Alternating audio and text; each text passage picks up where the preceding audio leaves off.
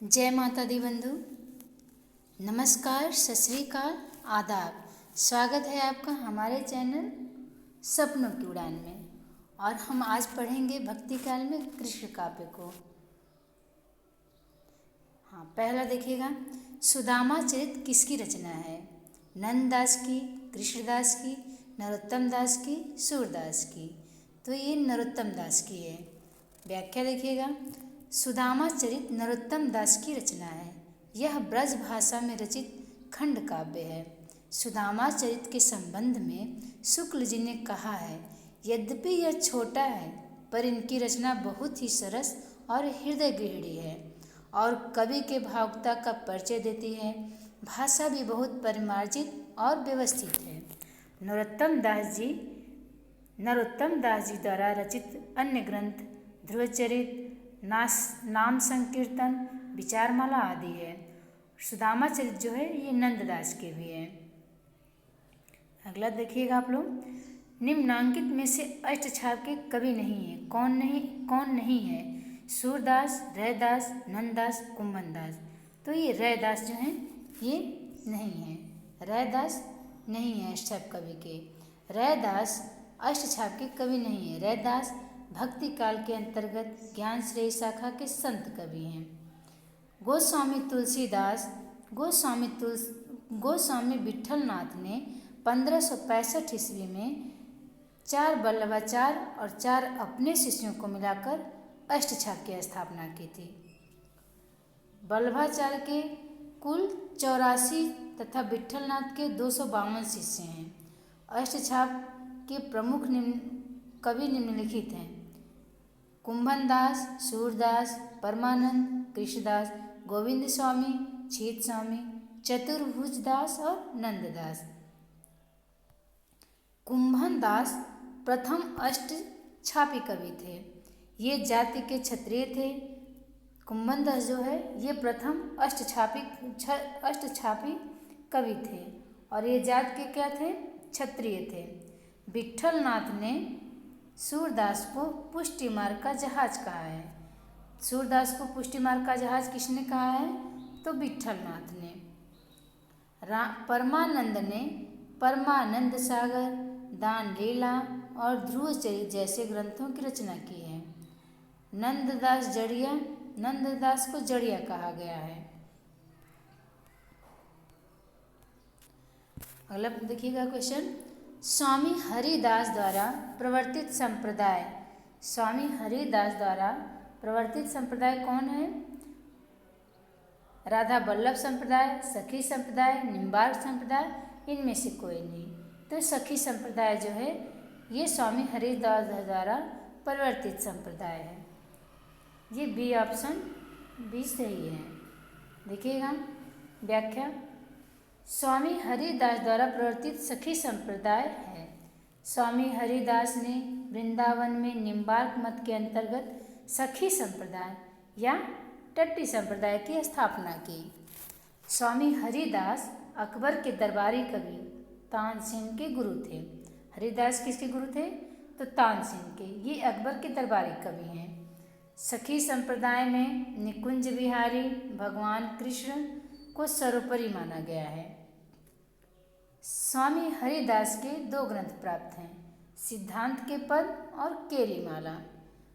जगन्नाथ गोस्वामी, बिहारी दास, विठल विपुल, नागरीदास सखी संप्रदाय के प्रमुख कवि हैं। राधा वल्लभ संप्रदाय की स्थापना 1534 ईस्वी में आचार्य हित हरिवंश ने वृंदावन में की थी। सनकादि या निम्बार्क संप्रदाय का प्रवर्तन निम्बकाचार्य ने किया था। इनका मूल नाम क्या था? नियमानंद। तो निम्बकाचार्य, निम्बार्क संप्रदाय के प्रवर्तक निम्बकाचार्य हैं। अष्टछाप का संबंध इनमें से किस काव्यधारा से है? सूफी काव्यधारा, राम काव्यधारा, कृष्ण काव्यधारा या रासो काव्यधारा। तो इनमें से कौन सा है? ये कृष्ण काव्यधारा है। अष्टछाप का संबंध कृष्ण काव्यधारा से है। अष्टछाप का संबंध कृष्ण काव्यधारा से है। गोस्वामी विट्ठलनाथ ने सन 1565 ईस्वी में 4 वल्लभाचार्य 4 अपने शिष्यों को मिलाकर अष्टछाप की स्थापना की। अष्टछाप कवियों में कुंभनदास, सूरदास, परमानंद, कृष्णदास, गोविंद गोस्वामी, छीत स्वामी, चतुर्भुजदास और नंददास हैं अष्टछाप कवियों में। कुंभनदास प्रथम अष्टछापी कवि थे और ये जाति के क्षत्रिय थे। हम लोग पीछे भी देखें इसको। भक्ति काल की 2 प्रमुख काव्य धाराएं कौन कौन हैं? तो एक निर्गुण भक्ति है और एक सगुण भक्ति धारा है। निर्गुण भक्ति धारा के अंतर्गत ज्ञानश्रय काव्य शाखा, इसे संत काव्य धारा कहते हैं, एवं प्रेमाश्रय काव्य शाखा, जिसे सूफी काव्य धारा कहते हैं, 2 स्थान मिला है। सगुण काव्य धारा के अंतर्गत राम भक्ति शाखा एवं कृष्ण काव्य शाखा 2 धाराएं प्रवाहित है।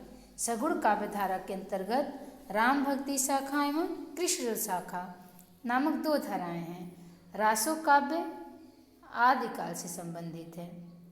अगला देखिएगा, इनमें से अकबर दरबार के 9 रत्नों में शामिल कवि थे। तो बताइएगा कौन थे? रसखान, रहीम, कुंभनदास या तुलसीदास। तो इनमें से कौन शामिल थे? तो रहीमदास थे। ये रहीमदास थे। अकबर दरबार के 9 रत्नों में शामिल कवि देखिए कौन कौन है। रहीमदास का मूल नाम क्या था? रहीम खान खाना, अब्दुल रहीम खान खाना था। दोहावली, नगर शोभा, श्रृंगार सोठा, मदनाष्टक, रहीमदास इनकी प्रमुख रचनाएं हैं रहीमदास की। बरवे नायिका भेद रहीम द्वारा अवधी भाषा में लिखा गया रीति निरूपक ग्रंथ है।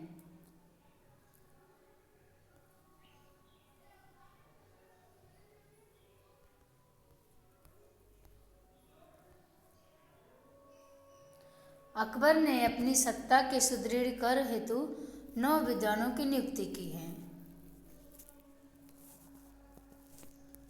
अकबर ने अपनी सुदृढ़ीकरण हेतु 9 विद्वानों की नियुक्ति की है, जिन्हें कालांतर में अकबर के 9 रत्न से भी जाना जाता है। अकबर के 9 रत्न में शामिल प्रमुख विद्वान कौन कौन हैं? अबुल फजल, फैजी, तानसेन, बीरबल, राजा टोडरमल, राजा मानसिंह, अब्दुल रहीम खाना, हकीम हुकाम, मुल्ला दो प्याजा। रसखान और कुंभनदास कृष्ण भक्ति तथा तुलसीदास राम भक्ति के कवि थे। यानी रसखान और कुंभनदास कृष्ण भक्ति थे और तुलसीदास राम भक्त कवि थे। अष्टछाप के कवियों में किनमें पिता पुत्र का संबंध है? अष्टछाप का कौन सा ऐसा कवि है जो पिता और पुत्र है? नंददास हैं, नंददास कृष्णदास, कुंभनदास चतुरदास, परमानंद कृष्णदास, गोविंद स्वामी छीत स्वामी। तो इसमें कौन से हैं? इसमें कुंभनदास और चतुर्भुजदास जो है पिता पुत्र हैं। ये ऐसे अष्टछाप कवि हैं जो पिता पुत्र है, कुंभन और चतुर्दास।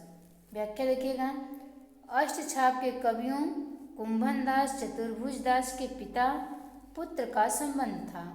अष्टछाप की स्थापना वल्लभाचार्य के पुत्र विट्ठलनाथ ने किया था।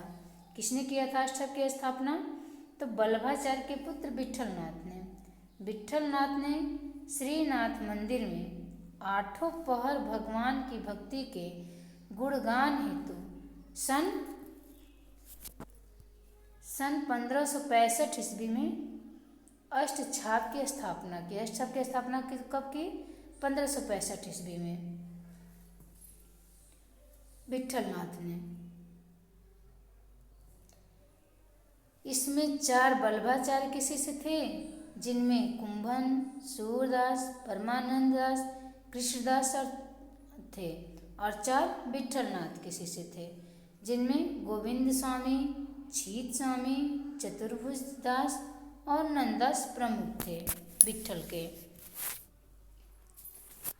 अगला क्वेश्चन देखिएगा आप लोग। सुर सागर में वर्णित राधा कृष्ण की लीलाओं की अनुरूपता है, किसमें है?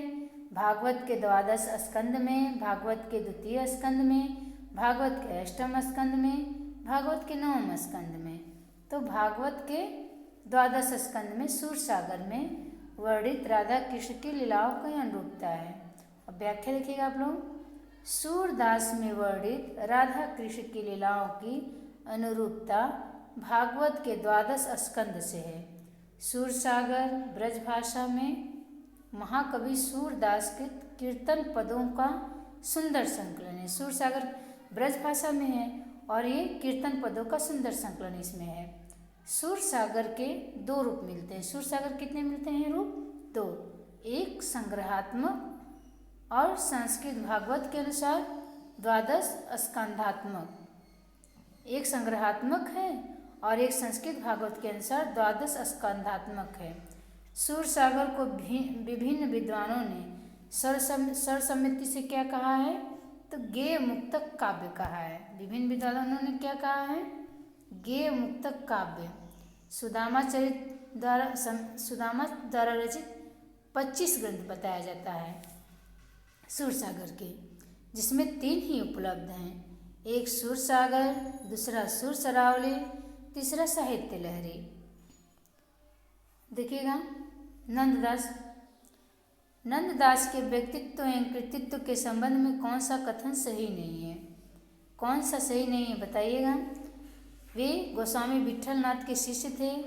अष्टछाप के कवियों में सर्वाधिक प्रसिद्ध हुए। उनकी सर्वोत्कृष्ट रचनाएं रास पंचाध्याय और भंवर गीत है। रस मंजरी नायक नायिका भेद से संबंधित रचना है।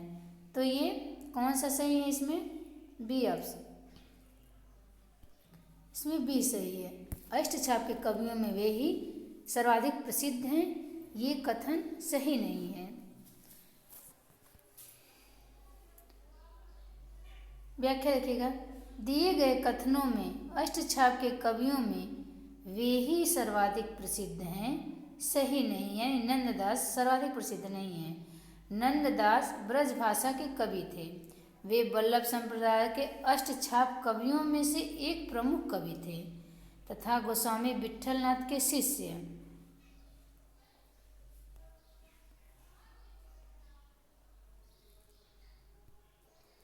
नंददास की सर्वोत्कृष्ट रचनाएं देखिएगा कौन कौन सी हैं। रास पंचाध्यायी, रूप मंजरी, रस मंजरी, भंवर गीत, गोवर्धन लीला, रुक्मिणी लीला, सुदामा चरित आदि इनकी नंददास की सर्वोत्कृष्ट रचनाएं हैं। तो देखिएगा नंददास की, नंद को हम कृष्ण से जोड़ेंगे तो रास पंचाध्यायी, जो रास पंचाध्यायी है ये कृष्ण क्या करते हैं? नंददास कृष्ण जो हैं रास रचाते हैं 5 गोपियों के साथ। 5 अध्याय में रास रचाते हैं नंद के दास जो हैं कृष्ण।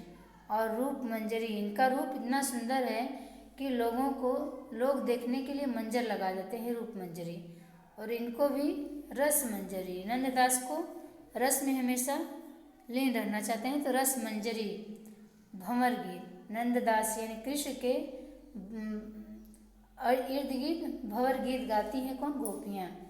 गोवर्धन पर्वत ये उठाए थे नंददास यानी कृष्ण जी। रुक्मिणी मंगल इन्हीं का है। रुक्मिणी से मंगल नंददास ने किया था यानी कृष्ण ने। सुदामा चरित, सुदामा का चरित्र भी बना दिया नंददास ने, ये नंददास की है। रस मंजरी नायक नायिका भेद पे आधारित है, जबकि रूप मंजरी क्या है? ये लघु आख्यानक काव्य है। रस मंजरी में 270 पद हैं। अष्टछाप के भक्त कवियों में सबसे ज्येष्ठ कुंभन दास थे और सबसे कनिष्ठ नंददास थे। अगला क्वेश्चन देखिएगा।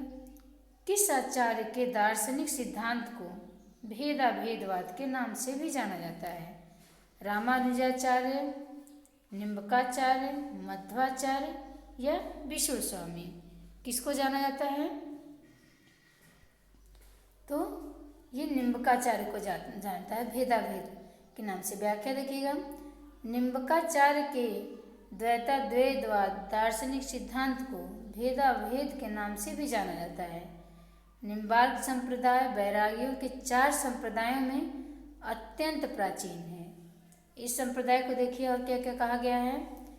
हंस संप्रदाय कहा गया है, निम्बकाचार्य संप्रदाय को कुमार संप्रदाय और सनकादि संप्रदाय भी कहा गया है। इस संप्रदाय का सिद्धांत द्वैताद्वैत कहलाया है। द्वैताद्वैत कहलाया है निम्बकाचार्य को। नींबू को 2-2 टुकड़े में काट दो तो द्वैताद्वैत आ जाएगा। इसे ही भेदाभेद भी कहा जाता है। मथुरा में स्थित ध्रुव टीले पर निम्बार्क संप्रदाय का प्राचीन मंदिर बताया जाता है। निम्नलिखित आचार्य उनके दार्शनिक सिद्धांत देखिएगा आप लोग। रामानुजाचार्य ये विशिष्टाद्वैतवाद है। राम के अनुज कैसे हैं तो ये विशिष्ट हैं। मध्वाचार्य क्या है, द्वैतवाद। हम लोगों के मध्य दैत रहता है, ये राक्षस। दैत को किसी राक्षस को ही दैत कहते हैं ना, तो द्वैत को हम दैत से रिलेट करेंगे। तो हमारे मध्य कौन रहता है तो दैत रहता है। वो नींद और आलस के रूप में पड़ा हुआ है, ठीक है। और विष्णु स्वामी को देखिएगा, ये शुद्धाद्वैतवाद। विष्णु स्वामी कैसे हैं तो विष्णु स्वामी शुद्ध हैं। विष्णु स्वामी शुद्ध है तो सिद्धाद्वैतवाद हो गया। अगला क्वेश्चन देखिएगा आप लोग। वल्लभाचार्य के विषय में कौन सा कथन सही नहीं है। इनका दार्शनिक सिद्धांत शुद्धाद्वैतवाद कहलाता है। इनके मत को पुष्टि मार्ग कहा गया है। इन्होंने अणुभाष्य, सुबोधनी टीका आदि ग्रंथों की रचना की है कि मूलतः इनका संबंध रामानुजाचार्य के श्री संप्रदाय में स्थिर है। कौन सा इसमें से बताइएगा सही नहीं है तो ये डी नहीं सही है। ये डी नहीं सही है।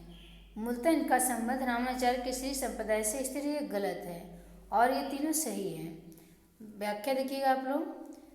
मूलतः इनका संबंध रामानुजाचार्य के श्री संप्रदाय से स्थिर किया गया है, यह कथन वल्लभाचार्य के विषय में सही नहीं है। श्री वल्लभाचार्य जी भक्तिकालीन सगुणो धारा की कृष्ण भक्ति शाखा के आधार स्तंभ एवं पुष्टि मार्ग के प्रणेता है। वल्लभाचार्य के विषय में कहा गया है कि ये वल्लभाचार्य जी भक्तिकालीन सगुण धारा की कृष्ण भक्ति शाखा के आधार स्तंभ एवं पुष्टि मार्ग के प्रणेता हैं। इन्हें वल्लभाचार्य को और क्या कहा गया है, वैश्वानर अवतार कहा गया है या अग्नि का अवतार कहा गया है। इनके द्वारा स्थापित मत को वर्तमान में वल्लभ संप्रदाय या पुष्टि संप्रदाय के नाम से जाना जाता है। और ये मूल रूप से विष्णु स्वामी के रुद्र संप्रदाय से स्थिर किया जाता है। वल्लभाचार्य के प्रमुख दार्शनिक ग्रंथ देख लीजिए आप लोग। अणुभाष्य, तत्वदीप निबंध, पंचश्लोकी, पुरुषोत्तम सहस्रनाम, पत्रावलंबन, मधुराष्टक, पूर्वमीमांसा भाष्य, सुबोधनी। इनकी सुबोधनी वल्लभाचार्य की ऐसी है ग्रंथ जो भागवत पर आधारित ग्रंथ है। अगला देखिएगा, कौन सा विवरण सही नहीं है, इसमें से बताना है कौन सा सही नहीं है। 84 वैष्णव की वार्ता में वल्लभाचार्य के शिष्यों की कथाएं हैं। 252 वैष्णव की वार्ता में विट्ठल के शिष्यों की कथाएं हैं।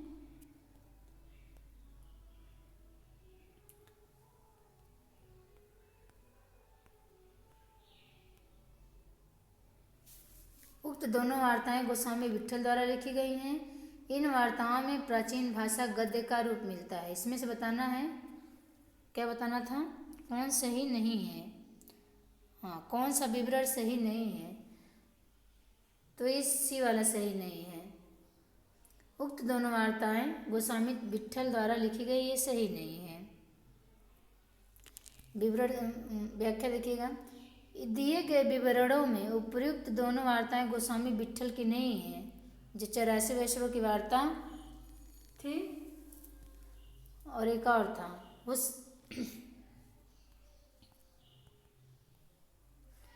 84 वैष्णव की वार्ता, वल्लभाचार्य के शिष्यों की कथाएं संकलित है। 252 वैष्णव की वार्ता, ये विट्ठलनाथ की कथाएं हैं।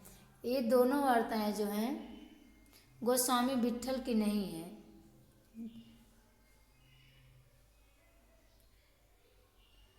दोनों वार्ताएं गोस्वामी विट्ठल द्वारा लिखी गई, ये गलत है। व्याख्या देख लीजिएगा, क्लियर हो जाएगा। दिए गए विवरणों में उपर्युक्त दोनों वार्ताएं गोस्वामी विट्ठलनाथ द्वारा लिखी गई हैं, सही नहीं है। ये गोकुलनाथ द्वारा 2 वार्ताएं ग्रंथ प्राप्त हैं। पहला 84 वैष्णव की वार्ता तथा दूसरी 200 वैष्णव की वार्ता। 84 वैष्णव की वार्ता में वल्लभाचार्य के शिष्यों की कथाएं हैं और 252 वैष्णव की वार्ता में विट्ठलनाथ के शिष्यों की कथाएं हैं। तो देखिए 252 वैष्णव की वार्ता, तो 52 वैष्णव दिया है, तो ब से 52, ब से विट्ठलनाथ के शिष्यों की कथाएं हैं। और 84 वैष्णव की वार्ता में वल्लभाचार्य के शिष्यों की कथाएं हैं। एक पकड़ लीजिएगा, एक आ जाएगा अपने से। इन वार्ताओं में प्राचीन ब्रजभाषा गद्य का रूप मिलता है। भक्तिकालीन कृष्ण काव्यधारा के संबंध में कौन सा कथन सही नहीं है, इसे देखिएगा आप लोग। कौन सा कथन सही नहीं है? इसकी एक सामान्य प्रकृति है कि यह अधिकतर प्रबंध रूप में रचा गया है। भक्तिकालीन कृष्ण काव्यधारा का संबंध बताना है। दूसरा, पुष्टि मार्गी कृष्ण काव्य में गोपाल कृष्ण की बाल लीला को विशेष महत्व दिया गया है। तीसरा देखिएगा, कृष्ण काव्य का सर्वाधिक प्रिय विषय राधा कृष्ण की प्रेम लीला है। चौथा, अधिकांश कृष्ण काव्य गीति पदों में रचा गया है। तो ये पहला जो है सही नहीं है, पहला सही नहीं है। इसकी एक सामान्य प्रकृति यह है कि अधिकतर प्रबंध रूप में रचा गया है। भक्तिकालीन कृष्ण काव्यधारा के संबंध में उक्त कथन, इसकी एक सामान्य प्रकृति यह है कि यह अधिकतर प्रबंध रूप में रचा गया है, ये सही नहीं है। कृष्ण भक्ति काव्य की प्रमुख विशेषताएं देखिएगा। अवतारवाद की भावना, राधा कृष्ण की लीलाओं का वर्णन, वात्सल्य एवं श्रृंगार रस का वर्णन, प्रकृति का वर्णन, संगीतात्मकता, ब्रजभाषा की प्रमुखता। अगला क्वेश्चन है, इनमें से कौन सा कवि ज्ञान मार्गी विचारधारा से संबंध नहीं माना जाता है? कौन सा जो है ज्ञान मार्गी विचारधारा से संबंध नहीं है, इसको नहीं को देखिएगा आप लोग। जंबनाथ, मलुकदास, ध्रुवदास, सुंदरदास। कौन सा नहीं है? तो ध्रुवदास। ध्रुवदास ज्ञान मार्गी विचारधारा से नहीं है। व्याख्या देखिएगा आप लोग। ध्रुवदास जी राधा वल्लभ संप्रदाय के भक्त कवियों में प्रमुख हैं, जबकि जंबनाथ, मलुकदास, सुंदरदास ये ज्ञान मार्गी शाखा के प्रमुख हैं। मलुकदास की 12 खड़ी रत्नखान ज्ञान बोधनाएं ज्ञान बोध, ये मलुकदास की है। और सुंदरदास की कौन सी है? ज्ञान समुद्र सुंदर विलास, ये सुंदरदास की है। बिश्नोई संप्रदाय के प्रवर्तक कौन है? तो जंबनाथ हैं। राधा वल्लभ नामक वैष्णव भक्ति संप्रदाय के प्रवर्तक बताइएगा आप लोग। तो ये हित हरिवंश जो हैं, ये राधा वल्लभ, राधा हित करती हैं, राधा वल्लभ हमारे हित करती है, तो हित हरिवंश। व्याख्या देखिएगा। राधा वल्लभ संप्रदाय के प्रवर्तक गोस्वामी हित हरिवंश हैं। इनका जन्म संवत में 1559 में और 1609 में निधन हुआ है। स्फुट पदावली तथा हित 84 ब्रज भाषा इनकी प्रमुख रचनाएं हैं। देखिएगा, वल्लभ संप्रदाय के प्रवर्तक वल्लभाचार्य हैं। वल्लभ संप्रदाय के प्रवर्तक कौन है? वल्लभाचार्य हैं। राधा वल्लभ संप्रदाय के प्रवर्तक हित हरिवंश। सखी संप्रदाय स्वामी हरिदास। गौड़ी संप्रदाय ये चैतन्य महाप्रभु। वल्लभाचार्य ने शुद्धाद्वैतवाद की स्थापना की है। राधा वल्लभ संप्रदाय में राधा प्रमुख हैं। स्वामी हरिदास तानसेन के गुरु हैं। गौड़ी संप्रदाय की आस्था द्वैतवाद के प्रति है। देखिएगा, पुष्टि मार्ग पुष्टि मार्ग को जहाज जात है, जो सो जाके कुछ लेना हो सो ले। ये सूरदास की मृत्यु को सन्निकट जानकर शोकार्त वचन किसने कहा था? गोकुलनाथ ने, विट्ठलनाथ ने, कुंभनदास ने, नंददास ने। तो ये किसने कहा था? ये विट्ठलनाथ ने कहा था। पुष्टि मार्ग को जहाज जात है, जो सो जाको कुछ लेना सो ले। सूरदास की मृत्यु को सन्निकट जानकर ये शोकार्त वचन विट्ठलनाथ ने कहा था, विट्ठलनाथ के हैं। कुंभनदास अष्टछाप भक्त कवियों में सबसे ज्येष्ठ तथा नंददास अष्टछाप कवियों में सबसे कनिष्ठ हैं। गोस्वामी विट्ठलनाथ पुष्टि मार्ग के संस्थापक श्री वल्लभाचार्य के पुत्र हैं। इन्होंने कुंभनदास, सूरदास, परमानंददास, कृष्णदास चारों वल्लभा संप्रदाय के शिष्य तथा गोविंद स्वामी, छीत स्वामी, चतुर्भुज दास, नंददास चारों विट्ठल के शिष्यों को लेकर अष्टछाप कवियों मंडल की स्थापना की है। सुरसागर किसी चले आती हुई गीत काव्य परंपरा का भले ही वह मौखिक हो, विकास प्रतीत होता है। ये किसका कथन है? ये तो आचार्य रामचंद्र शुक्ल जी का कथन है। ये व्याख्या देखिएगा। सुरसागर के संदर्भ में उपयुक्त स्थापना रामचंद्र शुक्ल की है। रामचंद्र शुक्ल जी के अनुसार रामचरित गान करने वाले भक्त कवियों में गोस्वामी तुलसीदास का सर्वश्रेष्ठ स्थान है। उसी प्रकार कृष्ण चरित गान करने वाले भक्त कवियों में वात्सल्य सम्राट सूरदास का। अगला क्वेश्चन देखिएगा आप लोग। निम्न में से किस रचनाकार का असली नाम सैयद इब्राहिम है? ये तो आप लोगों को पता है, रसखान के हैं। रसखान का वास्तविक नाम सैयद इब्राहिम है। प्रेम वाटिका इनकी रचना है। और इसमें जो प्रेम वाटिका है, इसमें दिल्ली छोड़कर गोवर्धन जाने का दृश्य मिलता है। रसखान विट्ठलनाथ के कृपा पात्र शिष्य हैं। भारतेंदु ने इनके समर्पण पर लिखा है। क्या लिखा है? इन मुसलमान हरिजन पर कोटिक हिंदू आर्य। ये रसखान के समर्पण पर लिखा है, समर्थन पे। आचार्य शुक्ल ने लिखा है, कृष्ण भक्तों के समान उन्हें गीत काव्य का आश्रय न लेकर कवित सवैया में अपने बच्चों की व्यंजना की है, अपने सच्चे प्रेम की व्यंजना की है। सच्चे को मैं बच्चे पढ़ रही हूँ बच्चों की याद में। देखिए आचार्य शुक्ल ने क्या लिखा है, और कृष्ण भक्तों के समान